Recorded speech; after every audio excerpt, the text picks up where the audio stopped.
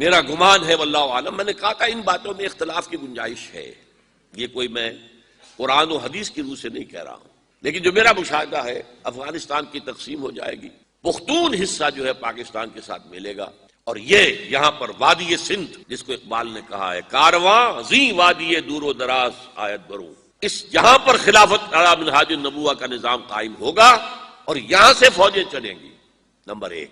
Number دو، عرب کے ریگزار میں 15ویں صدی کے مجدد کا ظہور ہو جائے گا۔ مہدی کو ہم مانتے ہیں مجدد، شیعہ مانتے ہیں 12ویں امام جو چھپے ہوئے، ان کے امام معصوم جو ہے 12، ان میں سے آخری جو ہے وہ چھپے ہوئے ہیں غار میں 1200 برس سے، اور وہ ظاہر ہوں گے، یہ ان کا عقیدہ ہے، ہمارا نہیں ہے۔ ہم سمجھتے ہیں جیسے ہر صدی میں اللہ مجدد بھیجتا رہا، اسی طریقے سے میرے گمان میں 15ویں صدی کے مجدد جو ہے وہ حضرت مہدی ہوگی، ان کی حکومت جا کر یہ فوج قائم کرے گی، عربوں میں دم نہیں ہوگا، وہ اپنی عیاشیوں کی وجہ سے بالکل کھوکھلے ہو چکے، دولت کی فراوانی اور عیاشیاں۔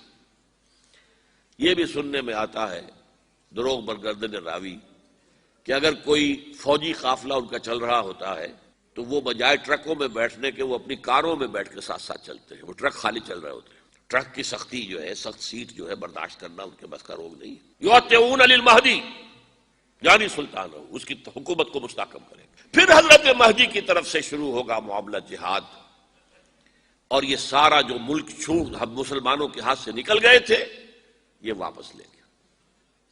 اس میں ایک کوسچن ہے جو میرے ذہن میں بہت عرصے سے تھا، جس کا کہ جواب اب مجھے سوچا ہے، واللہ عالم، یہ ساری باتیں میں کہہ رہا ہوں میرے گمان ہے، کیسے ہوگا کہ اتنی بڑی طاقت ایٹمک پاورز کے مقابلے میں مسلمان دوبارہ میدان میں آ کر اور جیتتے چلے جائیں؟ میرا گمان یہ ہے واللہ عالم، اس پورے معاملے کا سارا جو ہے ارینا جو ہے وہ ہے مڈل ایسٹ، یورپ، جس میں حدیث میں آیا ہے کہ رومی عیسائی 80 جھنڈوں تلے تم پر حملہ کریں گے اور ہر جھنڈے کے نیچے 12,000 فوج ہوگی، 10 لاکھ۔ اور مجھے حال ہی میں معلوم ہوا ہے کہ آج کل جو ایک ڈویژن ہوتا ہے وہ 12,000 کا ہوتا ہے، تو 80 ڈویژنز آرمی آئے گی۔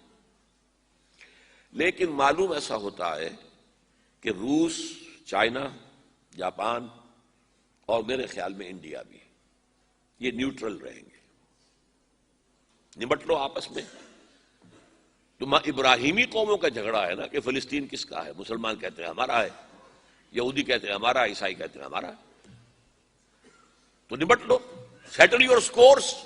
لیکن کوئی ویپنز آف ماس ڈسٹرکشن استعمال نہ ہو، اگر وہ ہوئے تو پھر ہم میدان میں آ جائیں گے۔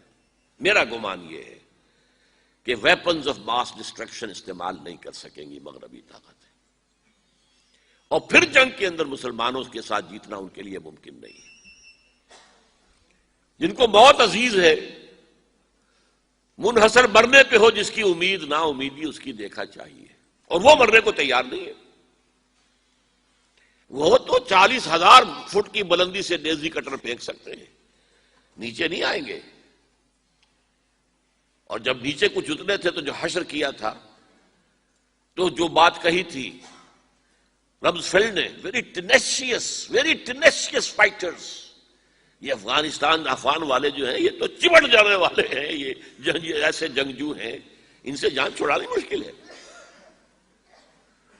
جن کے لیے موت سب سے بڑی کامیابی ہے۔ شہادت مطلوب و مقصود مومن نہ مال غنیمت نہ کشور کشائی، مسلمانوں کا مقابلہ کر سکیں گے، یہ ہے میرا گمان، واللہ اعلم۔ بہرحال پہلا مرحلہ کسی اجمی ملک میں جو میرے نزدیک پاکستان اور افغانستان پہ مشتمل ہوگا، خلافت کا نظام پہلے آئے گا، پھر یہاں سے فوجیں چلیں گی، حضرت مہدی کی حکومت قائم ہوگی، پھر وہ حضرت مہدی جو ہے وہ جہاد کریں گے، قتال کریں گے، اور اس قتال کے آخری مرحلے پر حضرت عیسیٰ علیہ السلام بھی نازل ہو جائیں گے، اور غالباً ان کے ذریعے سے پھر جتنا الیکٹرانک ان کا حساب کتاب ہے وہ ختم ہو جائے گا۔ حضور نے فرمایا ان کی آنکھوں میں ایسی تاثیر ہوگی، جہاں تک نگاہ جائے گی یہودی پگھل جائیں گے،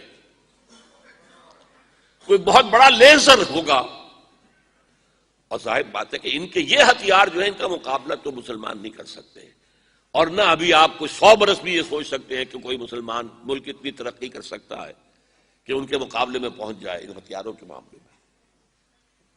تو یہ اصل میں جو شخص سراپا معجزہ تھا، حضرت عیسیٰ جو ہے سراپا معجزہ، پیدائش معجزہ، آسمان پر اٹھایا جانا معجزہ، خلق حیات، بنایا مٹی کا پرندہ، پھونک ماری اڑنے لگا، احیاء موتا، مردہ کو کہا اٹھو قم باذن اللہ، وہ اٹھ گیا چلنے لگا، مادرزاد اندھے کے آنکھ پر ہاتھ پھیری اور اس کو آنکھیں اللہ نے دے دی، کوڑھی کے جسم پر ہاتھ پھیرا اور کوڑ صاف۔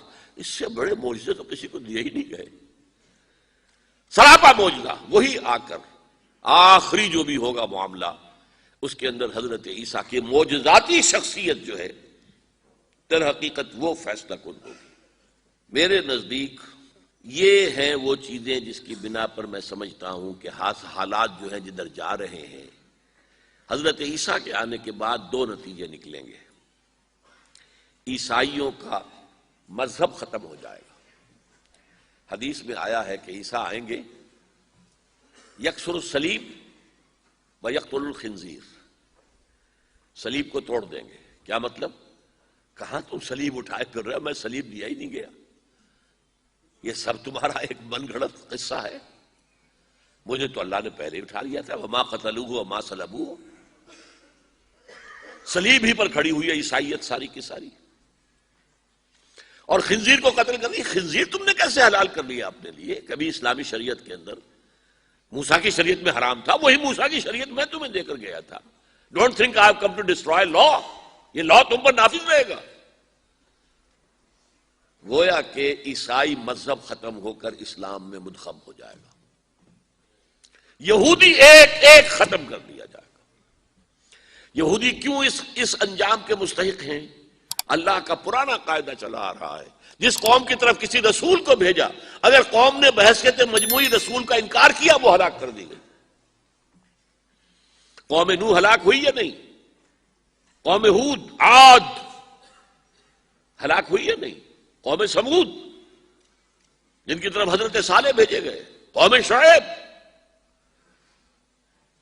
عمورہ اور صدوم کی بستیاں، آل فرعون، یہودیوں کی طرف حضرت عیسیٰ کو رسول بنا کر بھیجا گیا تھا، انہوں نے رد کر دیا، محمد رسول اللہ کو رد کر دیا صلی اللہ علیہ وسلم۔ یہ اس سزا کے مستحق ہو چکے ہیں، لیکن وہ سزا ان کا رسول ہی ان کو آ کر دے گا، اسی لیے انہیں اٹھا لیا گیا۔ ایک پوز آ گیا ہے، مستحق تو ہو گئے تھے اسی وقت حضرت عیسیٰ کے زمانے میں کہ ہلاک کر دیے جائیں، لیکن حضرت عیسیٰ کے زمانے میں حضرت عیسیٰ کو اٹھا لیا اور ان کا معاملہ جو ہے وہ ملتوی کر دیا۔ جیسے کسی کو پھانسی کی سزا تو ہو جائے لیکن ابھی ایگزیکیوشن نہیں ہوئی ہے، ایگزیکیوشن جو ہے وہ ڈیفر ہو گئی۔ یہودی ختم، عیسائیت ختم، اور عیسائی سب مسلمانوں کے ساتھ شامل ہو کر ایک ملت واحدہ بن جائیں گے۔